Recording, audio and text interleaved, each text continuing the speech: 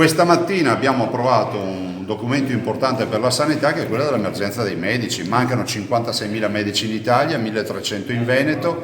Tutte le regioni sono colpite da questo fatto che è mancata la programmazione, quindi non abbiamo gli specializzanti. Abbiamo necessità di mettere mano a tutto il sistema e con delle misure urgenti per il momento, che sono quelle ad esempio di cercare di coinvolgere nei nostri ospedali ad esempio i medici laureati e abilitati che possono fare le guardie mediche, e quindi questo è un primo tema, il Veneto lo sta già facendo in collaborazione con l'università. Il tema dei pensionati: escono a 65 anni dai nostri ospedali, attraversano la strada e vanno a lavorare dai privati.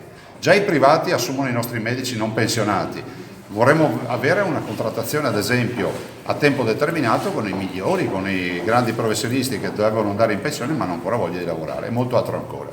Io sono contrario al numero chiuso medicina, che è vero che non c'entra nulla col mercato e la mancanza dei medici oggi. Sono contrario perché penso che se dobbiamo avere un grande chirurgo lo dobbiamo selezionare in sala operatoria, perché creatività, manualità, visione, e non con un test di ammissione a 18 anni. Io non so quanti grandi chirurghi o grandi medici abbiamo scartato con i test di ammissione e magari qualcun altro ce lo siamo portati a casa e non sarà mai un grande chirurgo.